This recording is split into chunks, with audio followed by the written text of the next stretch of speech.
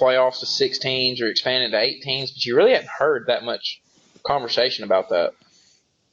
Yeah, I think that I don't know, just because probably, especially this year, it was pretty obvious who the top two teams were, and we've talked about that. It was obvious Clemson and Alabama were the top two teams in the nation. There's no doubt about it.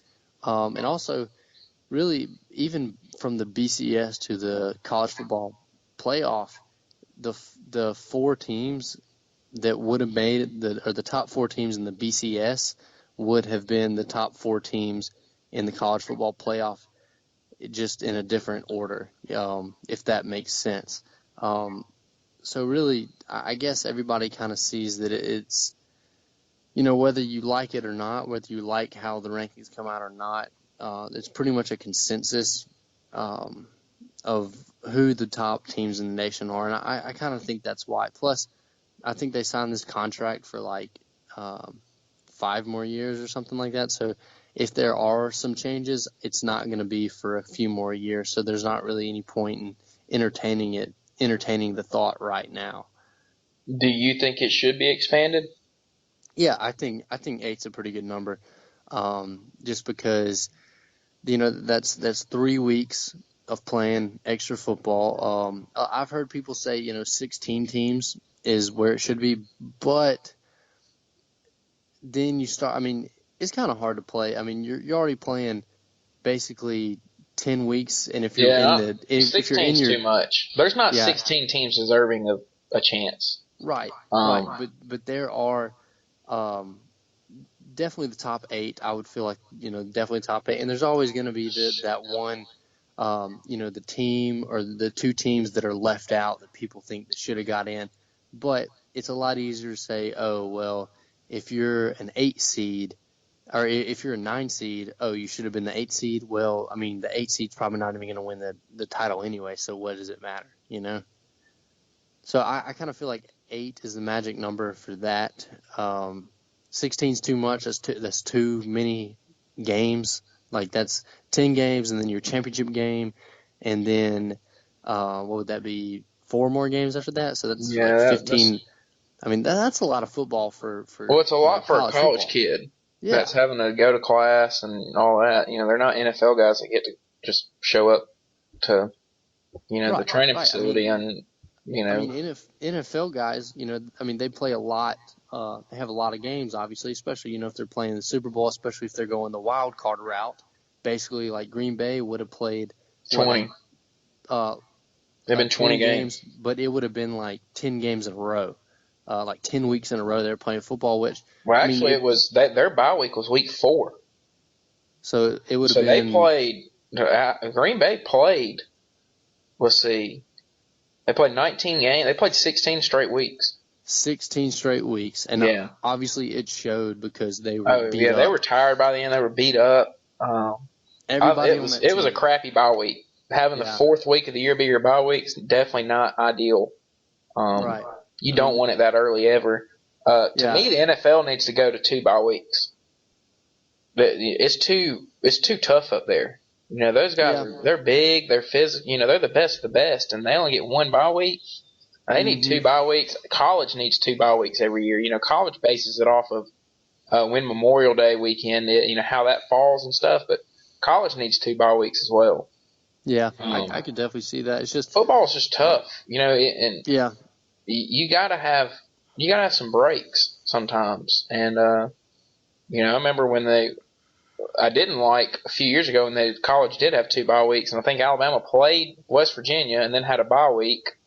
Or no, not West Virginia. They played Virginia Tech, had a bye week, and then played Texas A&M, played like 6 games in a row, and then had another bye week. But I wouldn't have liked it being the 2nd week of the year. But also it could be beneficial because then you have you have 2 weeks to fix what you did wrong in that first game, and then but the college definitely needs 2 bye weeks as well. But the NFL, I think, really needs 2 bye weeks. But one thing about the NFL and the college. In college, NFL can kind of get away with it a little bit more because they don't have to go to school during the day and then go to practice. NFL, you can use that time that a college kid would be going to class and you can go and you can get a massage, get an ice bath, just relax, prepare yourself mentally and physically, if you need to do some extra rehab, and then you can have like a light practice or whatever it is, and just really focus on recovering your body. In college, it's, go to class, and then you have to rush. And if you have homework, you got to do your homework. Then, study for your tests, and then you do the rehab stuff, and then you got to worry about playing. So, it's literally a full time. College athletes, they basically have a full-time job, and then they're also full-time students. So, that's just a pain, whereas the NFL guys have a whole lot of time to themselves that they can, basically prepare, and kind of use it as like an extra day of recovery, if you will. Yeah, and a lot of NFL teams they take off Monday and Tuesday, and they show up and practice Wednesday, Thursday, Friday, and do a walkthrough on Saturday. And most of their practices are in shells or, in shorts and a T-shirt, just because, they're NFL guys. They don't have to do the physicality and stuff. I think college is definitely a lot more. It takes a lot more to be a college football player than it does to be an NFL player, in the sense of like what they have to do, what they have to go through, and all that. But it's a grind. Both of them need 2 bye weeks. I've said that for a while. Both of them need 2 bye weeks, and especially if the SEC were to, like the Pac-12. Here's USC is playing 12 straight with no bye week next year. They're not even having a bye week. Their bye week's the last week of the year, so they could potentially have a bye week and then go play in the conference championship. I don't agree with that at all. I think that's very unfair to the players to not have a bye week. Do they have? Are they doing a conference championship next year? The Pac-12? Oh, I thought you said Big 12. Well, the Big 12 is too. You could potentially, in the Big 12, you could potentially see Oklahoma and Oklahoma State rematch the next week. That's a lot. That's a lot. This is full contact for basically, 12 weeks. That's like 60. You got 3 practice weeks before where you scrimmage. So it's, on Saturday. So basically 15 straight weeks is what USC is going to do. That's hard. I don't get it. I don't know why. I don't know who did their schedule, who set that up, but they don't have a bye week. Well, that's stupid. Well, we're gonna see how that affects them come week 10, week 11. Yeah, for sure. We really will. I like where Alabama's bye week and Auburn's bye weeks are all. They're always set up right there after about week 7, week 8. And I like that. I think that's that's good, about halfway point. And I think that's where it wouldn't bother me at all if college football made a college football wide bye week, and there was just no games played that week, and you had that one bye week.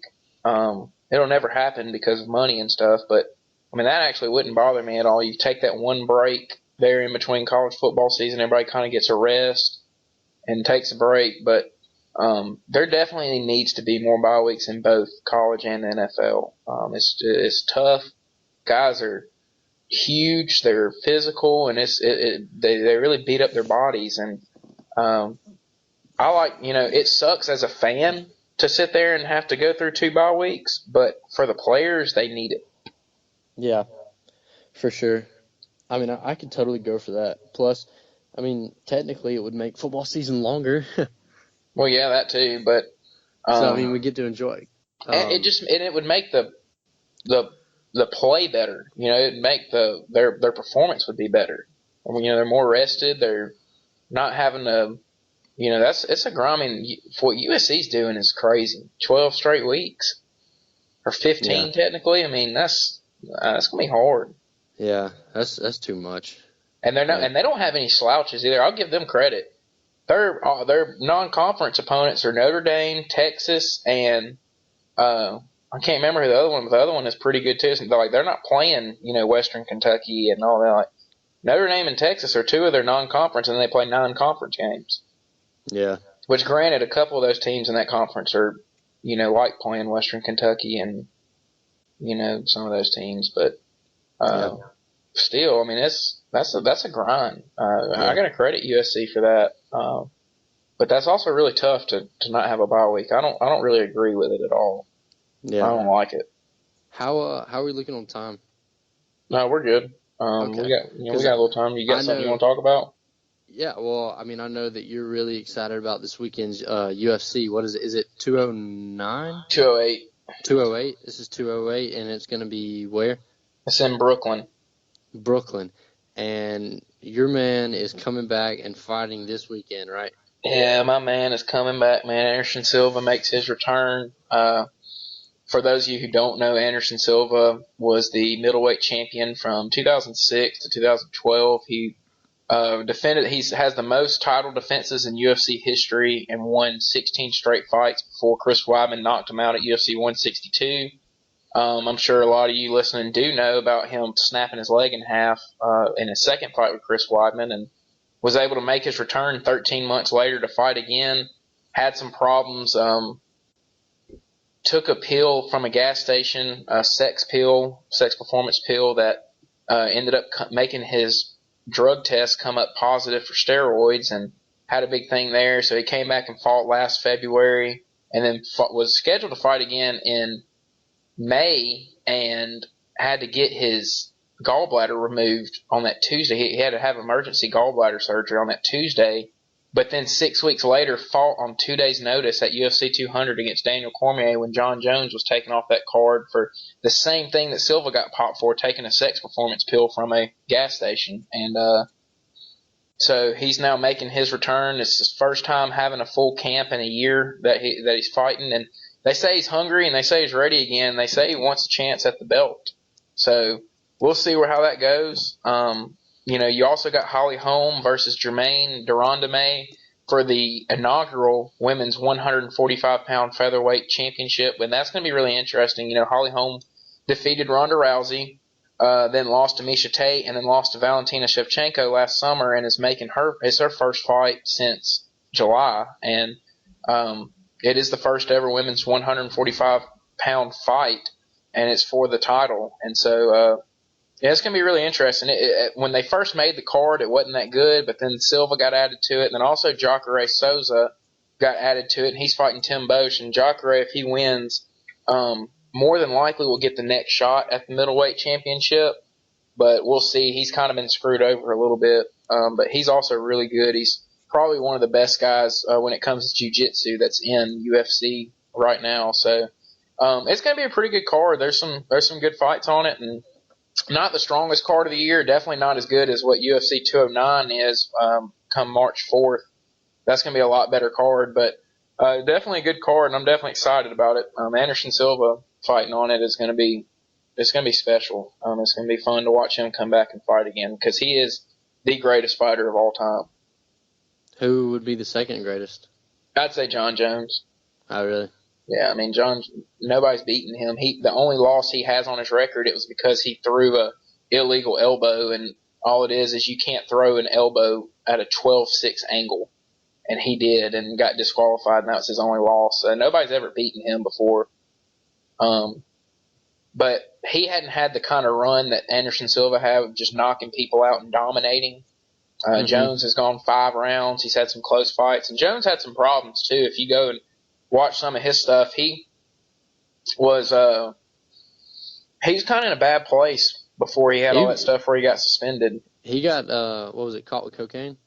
Well, he got popped for cocaine, and then 2 months later he wrecked into a pregnant woman and fled the scene and ran. And so he was suspended from the UFC for 15 months. He didn't fight for 15 months, and then came back and fought, and then was going to fight at 200 and got popped by USADA for doping. But then it turned out it was the same thing as Anderson Silva, and he took a sex pill from a gas station, and it made it where it popped up that he had estrogen blockers, which means that most of the time guys that take steroids, when they get off of them, take estrogen blockers because it makes you have more testosterone in your system, and it's basically like taking steroids in a way. Right. And so that's illegal. But he's had a lot of problems. He's he's eligible. John Jones is again to fight